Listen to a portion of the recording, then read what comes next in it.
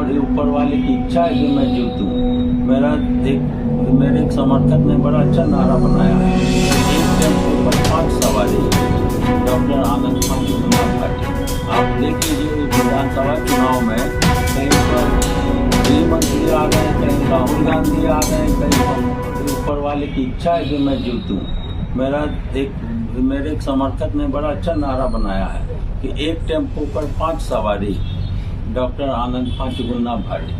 आप देख लीजिए विधानसभा चुनाव में कहीं पर गृह मंत्री आ रहे हैं, कहीं राहुल गांधी आ रहे हैं, कहीं पप्पू यादव आ रहे हैं। मतलब लग रहा है जमशेदपुर पश्चिम का विधानसभा चुनाव में ओपी आनंद क्या आ गया, पूरे देश में खलबली मची हुई है कि कहीं ये सीट जो है जैसा वो कह रहे हैं या जैसा मैं कह रहा हूँ कि इनकी जमानत जब्त करा दूंगा एक मंत्री का।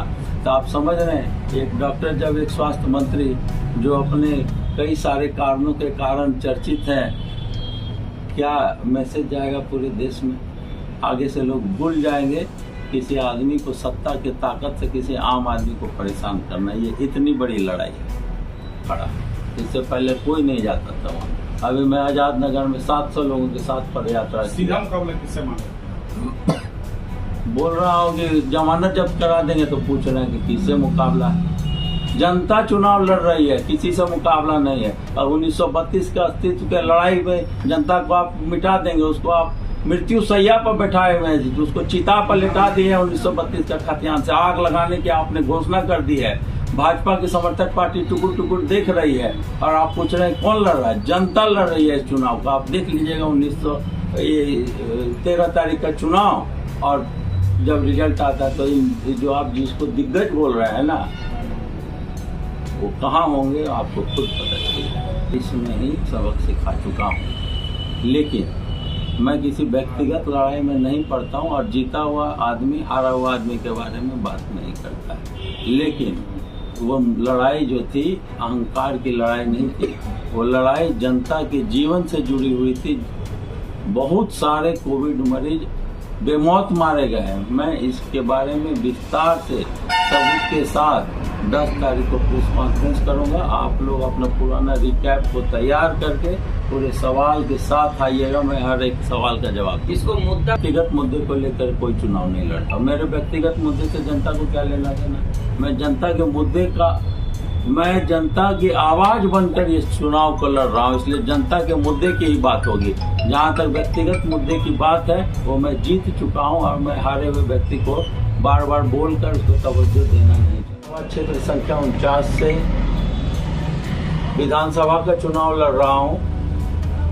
जनता के हक के लिए, जनता की आवाज को उठाने के लिए यह चुनाव लड़ रहा हूँ, क्योंकि देश की जो प्रमुख पार्टियां हैं, कांग्रेस पार्टी और उनके सहयोगी दल, भारतीय जनता पार्टी और उसके सहयोगी दल जमशेदपुर के जनता को धोखा देने का काम कर रही है, छलने का काम कर रही है। उनकी अपनी राजनीति के लिए जमशेदपुर की जनता को हितों की बलि चढ़ा रही है। जैसा कि आप लोग जानते हैं, कांग्रेस पार्टी के घोषणा पत्र में उन्होंने स्पष्ट कहा है कि 1932 का खतियान आधारित स्थानीयता की नीति को लागू करेंगे।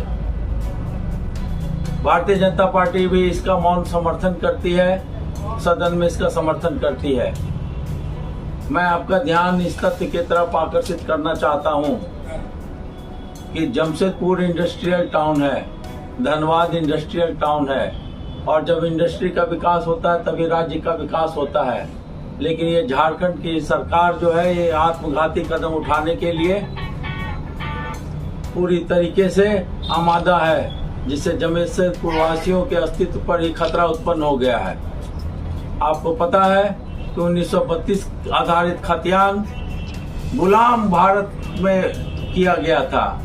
बिहार सरकार का ये खतियान है, झारखंड सरकार का नहीं है। उस समय राजशाही चल रही थी और ये फैक्ट है कि 1932 का खतियान कभी पूरा हुआ ही नहीं था। इसका मतलब है कि झारखंड की हेमंत सोरेन सरकार और उसकी सबसे बड़ी समर्थक पार्टी कांग्रेस पार्टी की सरकार, जिसके स्थानीय विधायक बन्ना गुप्ता जी सदन में इस खतियान के 1932 आधारित खतियान के नागरिकता के बिल का समर्थन करके आए हैं, उन्होंने जनता को धोखा देने का काम किया। कांग्रेस पार्टी ने जमशेदपुर वासियों का, धनबाद के लोगों का, बोकारो के लोगों का, जो इंडस्ट्रियल टाउन है वहाँ के लोगों को ठगा है। और ठगा ही नहीं है, मैं इससे भी कड़ा शब्द इस्तेमाल करना चाहता हूँ। इन लोगों ने इनकी अस्तित्व को मिटाने की जरूरत की है, जिसका पुरजोर जवाब जनता देगी। और जनता की आवाज बनकर मैं खड़ा हूँ, डॉक्टर ओम प्रकाश आनंद खड़ा है इस चुनाव में। और मैं विश्वास दिलाना चाहता हूँ कि 1932 खतियान आधारित नागरिकता झारखंड के सदन में मैं पास नहीं होने दूंगा।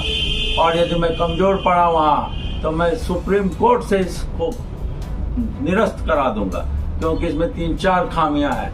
मैं सुप्रीम कोर्ट में अपनी टीम से बात कर चुका हूं। एक, यह 1932 का खतियान अपने आप में ही कोल्हान में पूरी तरीके से नहीं हो पाया था। इसका मतलब है कि ये जनता के साथ अन्याय है, पूरे कोल्हान की जनता के साथ। दूसरा, यह बिहार का खतियान है। जब 2000 में झारखंड राज्य बना तो सरकार को चाहिए था कि अपनी नीयत को साफ करते हुए वो जनता जिसने इस शहर को सींचा है, झारखंड को समृद्ध बनाया है, उसके हक को देती और 2000 से नया खतियान 2000 से नागरिकता लागू करती। तीसरा सवाल मैं ये कुछ पूछना चाहता हूँ कि गुलाम देश का नीति के आधार पर आप आजाद देश में 50 साल के बाद आप कैसे ये खतियान को लागू करके, नागरिकता लागू करके, और कम से कम 50 लाख लोगों को इन लोगों ने स्थानीयता की नीति लाकर रिफ्यूजी बनाने का काम किया है। मैं ये कहना चाहता हूँ, देश हमारा, तिरंगा हमारा, देश हमारा, तिरंगा हमारा। 1932 का खतियान क्यों लाया? झारखंड में रिफ्यूजी नहीं बनेंगे, अपना हक ठोक कर लेंगे। ये जनता की आवाज है और आने वाले 13 तारीख को आप लोग देख लेंगे। जब रिजल्ट निकल के आएगा तो इन भारतीय जनता पार्टी के समर्थित उम्मीदवार और कांग्रेस पार्टी के उम्मीदवार बन्ना गुप्ता जी, जो सदन में कूद कर 1932 के खतियान का समर्थन करके आए हैं और आज जनता को बरगला रहे हैं कि मैं पुल बना दिया, जिस पुल का अभी तक पिलर भी नहीं बना, उस पुल को उन्होंने बना दिया। इन सब का जमानत जब्त कराएगा डॉक्टर रुपया, क्योंकि ये जनता की लड़ाई है। वो सचेत हो चुके हैं। मैं उनको ये दिख रहा है कि उनकी आवाज उठाने वाला डॉक्टर रुपया आनंद मैदान में आ चुका है और उनका भरपूर समर्थन मुझे पूरा पिछले 2 पदयात्रा में मुझे दिख गया है। कोविड काल में ही आपके ऊपर FIR हुआ था, आप जेल गए थे, संभवतः आपके पूरे परिवार को डिस्टर्ब कर दिया गया था, आपका अस्पताल बंद हो गया। आज चुनाव लड़ रहे हैं वही स्वास्थ्य मंत्री के खिलाफ। क्या इसको माना जाए, ये प्रतिशोध की भावना है या आप जनता की सेवा करना चाहते हैं? बन्ना गुप्ता जी को मैं हाई कोर्ट में 1 बार, 2 बार, 3 बार, 4 बार हराया हूँ। सुप्रीम कोर्ट में उनको 1 बार हराया हूँ। अभी मैं जिस मुद्दे को लेकर गया हूँ वहाँ पर सरकार जाने दे। जिस आदमी को मैंने 4 बार हराया उससे मैं क्या प्रतिशोध लूँगा? हारे हुए आदमी से कहीं प्रतिशोध लिया जाता है? जिस कारण से ये लड़ाई हुई थी उसके बारे में मैं एक विस्तार से प्रेस कॉन्फ्रेंस करके आप लोगों को जानकारी दूंगा। आज बस इतना ही एक लाइन आप लोगों को बता देना चाहता हूँ कि क्या बेहोश आदमी दवाई निगल सकता है? इस सवाल का आप मंथन कीजिए। 10 तारीख को मैं फिर से प्रेस कॉन्फ्रेंस करके इसकी जानकारी दूँ। जब जीत के आएंगे तो ये करेंगे, वो करेंगे। बहुत सारे लोग जीत के आते हैं, सत्ता में बैठते हैं। बहुत सारे लोग अभी आने वाले हैं, जो लोग कुछ लोग सत्ता में बैठे, लेकिन पत्रकार हित में कभी कोई बात नहीं करता है, ना उसके बारे में कभी कोई कुछ बोलता है कि हम इसके बारे में सोचेंगे। ना लोकसभा ना विधानसभा कभी कोई आवाज़ नहीं उठाता है, ना उसके बारे में कोई कानून बनता है। आप उसके बारे में क्या कहना चाहेंगे? देखिए, मैं एक लाइन उसमें लिखा हूँ,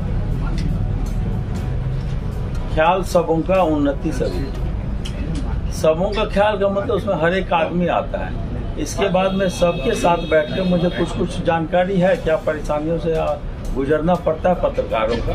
तो जब सत्ता में आने के बाद क्या है, मैंने कहा कि सत्ता में सृजन की शक्ति है। तो जब सृजन की शक्ति आएगी तो मैं सबका ख्याल रखूंगा। मैं ये वादा करता हूँ, उनकी जो समस्याएं हैं या उनका जो एस्पिरेशन है कि क्या होना चाहिए, उस सबको ख्याल रख के उनके साथ अलग अलग ग्रुप के साथ बैठकर और इसका समाधान का मैं ज़रूर प्रयास करूँगा, क्योंकि हर ग्रुप का अलग अलग समस्याएं हैं, मैं उसको जानता हूँ, लेकिन उसके लिए अलग अलग से बैठ के हम लोग करें।